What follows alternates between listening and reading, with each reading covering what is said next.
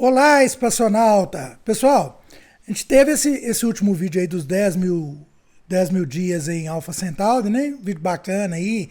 E é legal a gente discutir essas questões aí, porque realmente é uma coisa que intriga, né? Porque em algum momento a gente vai ter que sair aqui da Terra e realmente tentar colonizar outros países, né? Que não seja agora, que seja num futuro até distante, mas isso vai ter que acontecer em algum momento. Então é uma reflexão muito legal.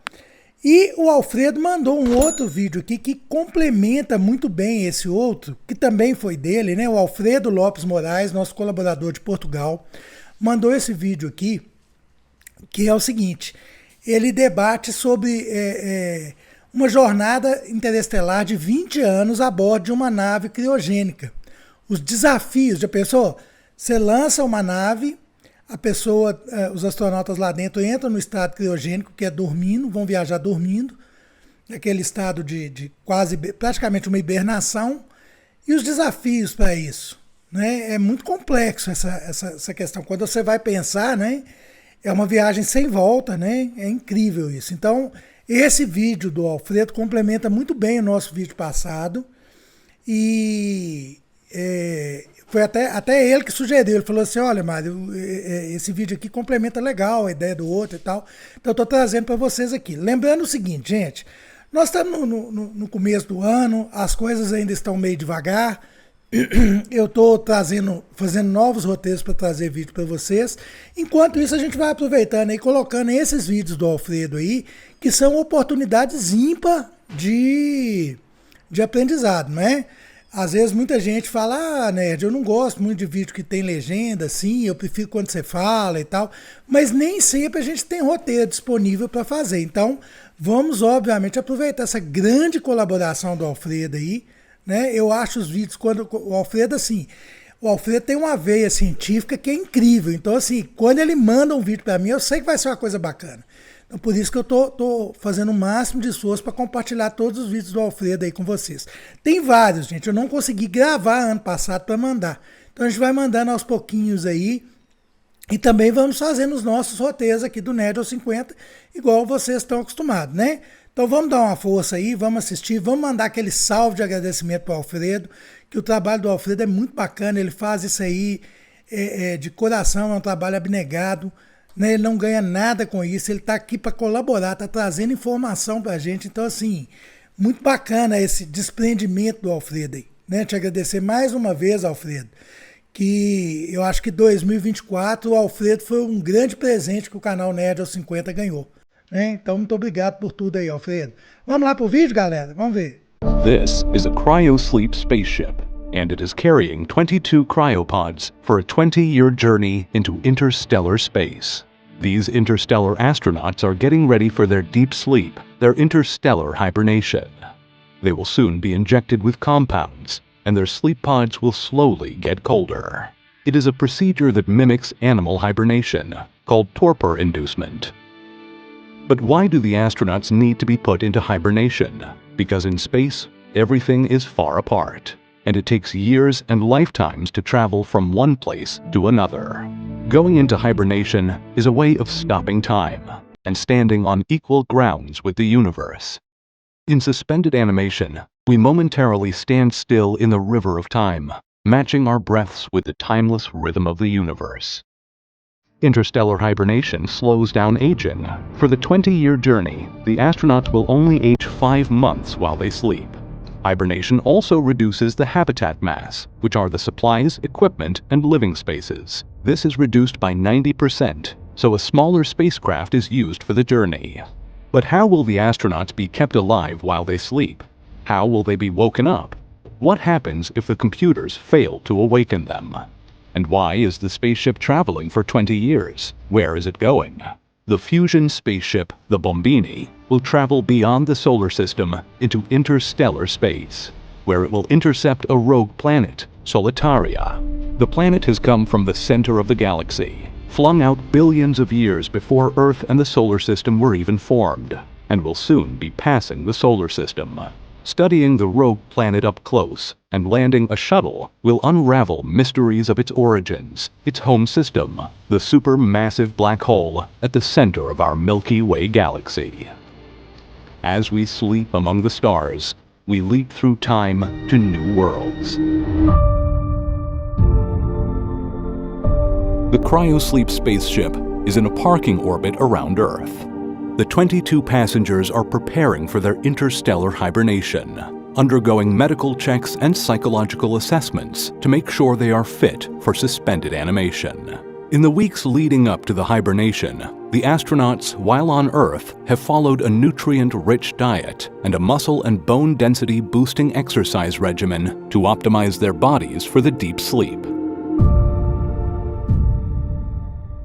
The astronauts are ready for launch.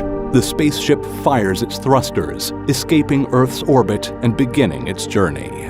The passengers monitor the onboard systems as the thrusters accelerate the ship for 15 days at 1G, the same as Earth's gravity, before turning off. The passengers will then prepare for the spin and artificial gravity before being induced into their interstellar hibernation. The thrusters have turned off. The Bombini is passing the Mars colony and is cruising towards interstellar space and the rogue planet. Spin thrusters on the outside of the spaceship fire up, generating 1G of artificial gravity. This artificial spin gravity helps maintain muscle and bone health, normal fluid distribution, and cardiovascular health for when the passengers are sleeping in hibernation. The astronauts perform a final systems check, identifying any possible issues while they are still awake. This final task mentally prepares the crew for the long sleep. 17 days after leaving Earth, the astronauts lie down in their designated hypersleep pods and begin pre-induction protocols. This includes final communications, psychological preparation, and connecting to the health monitoring systems. Once settled, the astronauts each initiate their torpor inducement sequence.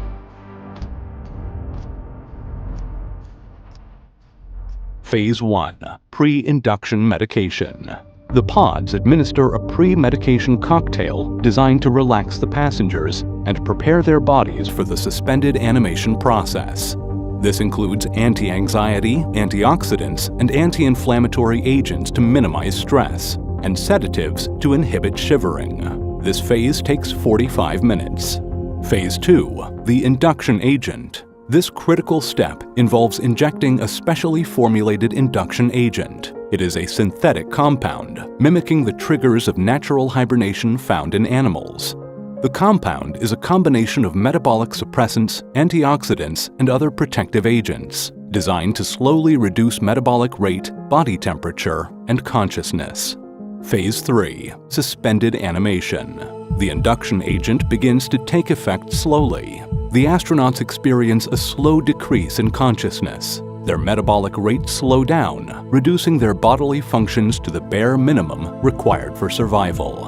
And the sleep pods are cooling down slowly to avoid hypothermia. Achieving the full state of hibernation takes several hours, minimizing the risk of stress and shock to the body. Final systems checks are autonomously performed. The hypersleep pods are sealed, creating a controlled microenvironment, a micro-Earth. The sleep pods are now in charge of keeping these life forms alive as they travel through the cosmos. The passengers are in deep sleep. They are in a state of suspended animation, known as torpor inducement. Short-term torpor inducement is used on Earth during certain surgeries or after cardiac arrest. What has made interstellar hibernation possible are the advances in biochemical manipulation, cryonics, therapeutic hypothermia, and hibernation biology, the science of combining human biology with animal hibernation.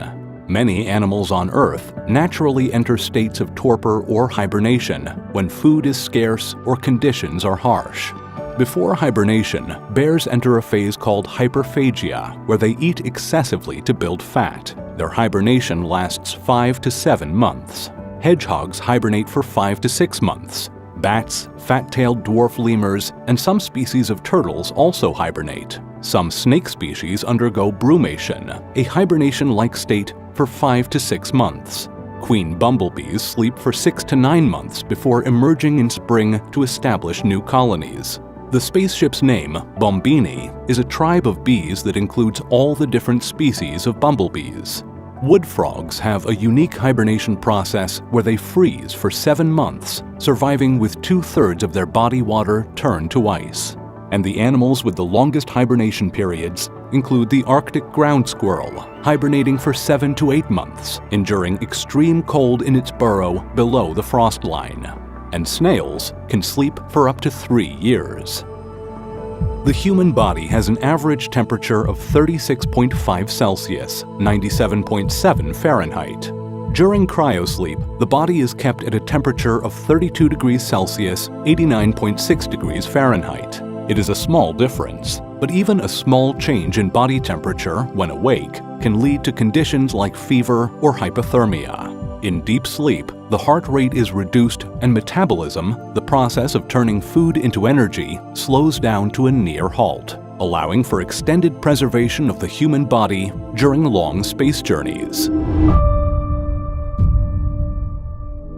These are the cryosleep pods. They monitor the passenger's vital signs and administer nutrients and medications through IV lines. The respiratory system adjusts oxygen levels and CO2 removal. A set of catheters takes care of waste disposal. The system also manages and monitors the temperature inside the pod as the spaceship travels further away from the sun.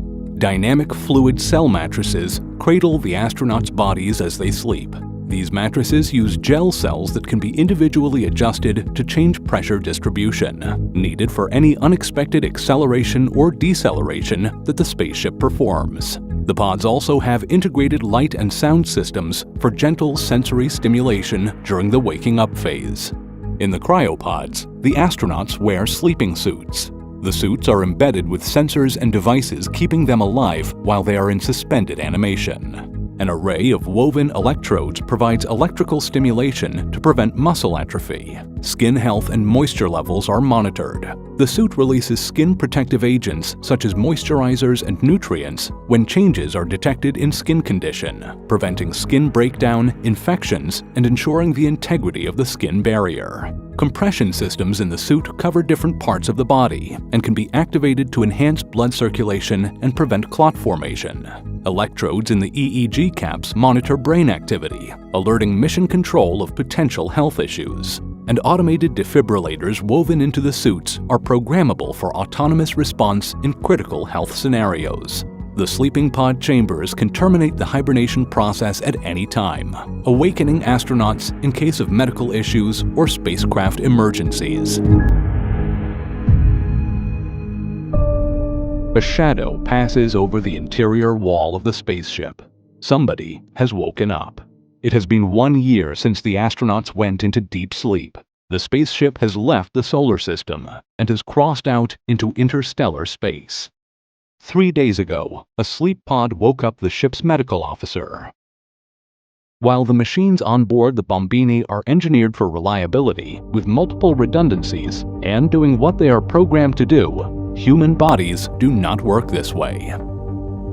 As the distance from Earth increases, the communications delay between the home planet and the spaceship's medical machines becomes greater, impacting mission control support and emergency assistance. This is where the sleepwalker, the chief medical officer, comes into play, waking up once a year to check on life support systems, the vital signs of each passenger, and the mechanical status of each pod and sleep suit. Radiation levels and the radiation shielding status of the spaceship are also evaluated by the chief medical officer, along with the status of navigation, fuel, and power reserves. If for whatever reason, all the pods and the spaceship fail at waking up the astronauts, the fate of the passengers comes down to what fails first. Will it be the sleep pods, or will it be the spaceship as it endures micrometeorites, radiation, and possibly passing near stars? Or does the spaceship run out of life support, slowly shutting down and endlessly traveling through the cosmos? While conscious, the medical officer is also in charge of eliminating any life forms awake on the spaceship. This would be in the form of bacteria. The spaceship must be sterile. Any bacteria left unattended on the ship will evolve over the years while the passengers are asleep, possibly harming them when they wake up. Just like how traveling back in time, your immune system and your evolved microbes could wipe out life on Earth. While traveling into the future, you will be faced with new pathogens that will take you out. Bacteria reproduce at a rate of thousands or tens of thousands of new generations per year, and there could be mutations along the way. The closed environment of the spacecraft drives microbial evolution in unexpected ways. Factors such as radiation and limited resources could develop bacteria that survives by breaking down unusual sources, such as synthetic materials found within the spaceship. The sleepwalker has finished her 2-week tour of the ship and lies back down inside her cryosleep pod. The pod will wake her up again in 1 year's time. The 21 other sleep pods can also wake up the medical officer in the event of a passenger medical emergency. All of the lights on board the Bombini turn off. Pure darkness. There are no lights on the outside of the spaceship either. It is a dark void, sailing silently through space. The only sign that there is life on board is the soft, technological hum of the machines at work, keeping the passengers alive.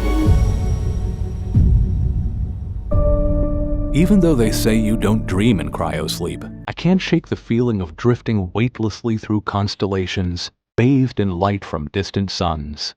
It's as if I'm touching the edge of the cosmos. The passengers do not dream. Unlike natural sleep, where the brain cycles through stages, including REM sleep that is associated with dreaming, suspended animation minimizes brain activity to conserve energy and protect neural functions. It is more of a coma-like state. Some of the passengers are not sleeping alone. They have families back home on Earth. Families are allowed to volunteer and join the astronauts in suspended animation. They are put into their own interstellar hibernation back on Earth, timed with their family member who is flying through the cosmos, so that when the astronaut returns back home to Earth, they will be reunited with their family in the same place and time. One astronaut on board the Bombini even has their dog in cryosleep, dreaming of treats and waiting for his human to come home. Where is the spaceship taking these 22 sleeping astronauts? It is a 20-year return journey. It takes 10 years to reach the destination, the rogue planet Solitaria, out in interstellar space, where the astronauts will study this ancient object, working to uncover stories sent from the center of the galaxy and the supermassive black hole that this planet once called home. Rogue planets are free-floating planets that do not orbit any star and are drifting through space. They are difficult to detect because they do not have a star to illuminate them. Astronomers discovered this traveling planet and found it had an unusually extreme density, as if the object had exposure to intense gravitational forces. It has a composition of rare isotopes and surface features indicating an origin in a high-energy environment with intense radiation and high-energy particles, confirming its origin to be near the supermassive black hole at the center of the galaxy, flung out billions of years before Earth and the solar system were even formed. The cryosleep spaceship is on an intercept path to meet this wandering planet. When the spaceship reaches Solitaria, it will orbit the planet and the astronauts will spend 9 months studying the mysterious visitor. The mission involves close-up observation, data collection, and landing a crewed shuttle to study the planet's composition, origins, and its history. This data will be sent back to Earth and to the Interstellar AI network. 90 AI starships in interstellar space, all working to write the encyclopedia of the galaxy. Solitaria has witnessed the evolution of the galaxy and is potentially carrying ancient material from its origin. The planet could provide a complex record of cosmic events, such as encounters with other cosmic bodies, such as gas clouds, passing stars, and black holes. It will be up to the sleeping astronauts to uncover the hidden secrets of this rogue planet as it briefly visits our part of the cosmos, before it continues its lonely journey through the galaxy. The spaceship is nearing its destination. In 11 months, the hypersleep pods will initiate the wake-up sequence, getting the astronauts ready for the flip and burn stage of the journey. It has been almost 10 years since the spaceship left Earth. The sleep pods initiate the awakening. The critical first stage of the rewarming procedure takes 7 hours to complete. Body temperatures are slowly brought back to normal levels, minimizing the risk of thermal shock. IV fluids rehydrate the astronauts and restore electrolyte balance, ensuring proper functioning of muscles and nerves. A cocktail of post-hibernation medications is administered, designed to support blood pressure as the body's regulatory ability may be compromised. The medication also helps ensure the heart can effectively pump blood throughout the body, while preventative medicine prevents blood clots, and mild stimulants are used to gently elevate consciousness levels. The astronauts experience disorientation, confusion, and muscle weakness. This is quite different than waking up from a regular night's sleep. The sleep pod acts as a ventilator, assisting with individual breathing until the astronaut can fully take over. The pod gradually reduces support as the respiratory drive strengthens. Each passenger and their body reacts differently to the wakening sequence. And even though the astronauts are being woken up, they are being held in a sedative state. Their sleep pods turn into chambers of sensory deprivation. The passengers are still a few weeks away from being able to get up and look out of the spaceship's windows to encounter the galactic traveler that is the rogue planet. Now begins the rehabilitation stage. This takes 2 weeks. The first week is the quarantine phase, spent inside the sleep pods in a semi-sedated state. The bodies are temperature sensitive. There are sensations of dryness in the mouth, eyes, and skin because of the reduced fluid intake during the hibernation. Sedation is slowly reduced during this 1-week quarantine. It is challenging to move normally until undergoing rehabilitation. It is like experiencing sleep paralysis, when a person is awake but can't move their body, and they have a haunting presence around them. The passengers' health and microbiome are closely monitored and adjusted back to the baseline before they can interact with the broader environment on the spacecraft. When first waking up, sensory inputs such as light, sound, and touch are overwhelming as the brain adjusts to processing external stimuli again. The sleep pod's sound and lighting systems simulate a soft natural day and night cycle, gradually increasing in complexity and volume. The chief medical officer has been awake for the last month, monitoring the passengers and preparing for their awakenings, ready to act if any issues arise. She is less affected by the awakening sequence, having been reanimated each year of the journey. A soft recorded message reminds the passengers of what is happening. As they begin to regain full consciousness, the astronauts develop a distorted perception of time, feeling as though no time has passed, or struggling to understand the duration of their deep sleep. 3 weeks have passed since the sleep pods started waking up the astronauts. The spaceship has since flipped and burned, pointing its thrusters at its destination to decelerate. 15 days at 1G to counteract the 15 days of acceleration from the beginning of the voyage. The passengers have arrived at the rogue planet Solitaria. Orbiting the planet, the astronauts look out of the spaceship windows. Solitaria is dimly lit, as the rogue planet does not have a star shining light on it. Its only source of light are distant stars and the Milky Way's diffused glow, making the planet appear ghostly and elusive, full of mysteries. It is a dark silhouette against a star-filled backdrop. The passengers are regaining muscle strength and adapting to movement. They make regular visits to the digital world, using virtual reality systems as a form of sensory integration therapy. The controlled environments help reacclimate the astronauts to sensory inputs, getting them ready for the mission ahead.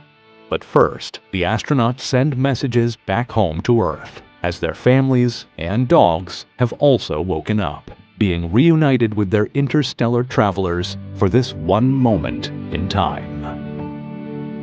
The short video, Interstellar AI, Writing the Encyclopedia of the Galaxy, is available on Patreon, along with the first volume of the Encyclopedia of the Future. Cara, que loucura, hein? Já pensou nisso? 20 anos numa espaçonave em estado criogênico, é muito louco isso, né? Mas é o que vai acabar, né? Se a física não determinar outro tipo de coisa, é o que vai acabar acontecendo para a gente conseguir sair aqui do sistema solar, né? O que vocês acham? Deixa no comentário aí, tá? Outra coisa, galera, já sentou o dedão lá, já fez, já realizou o pacotão youtubístico? Não, né? Então agora é o momento dele. Então vamos lá todo mundo junto, sentar o dedão no like, vamos lá, 1, 2 e... Aê, isso aí. Outra coisa, gente, inscreve no canal, compartilha o vídeo, faça o comentário, tá? Isso é muito importante, porque com todas essas ações aí do pacotão youtubístico, o YouTube entende que o canal é de relevância e começa a abrir o leque ali, entregar cada vez para mais pessoas, né? Então isso é muito importante para o crescimento do canal. Lembrando a vocês que nós temos uma meta ousada para junho deste ano, que é atingir os 50 mil inscritos. Nós estamos beirando 21 mil, então assim, é muita coisa.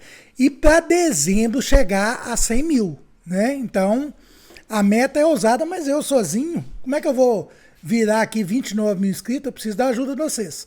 Né? Então você curte o Nerd aos 50, gosta do nosso trabalho aqui.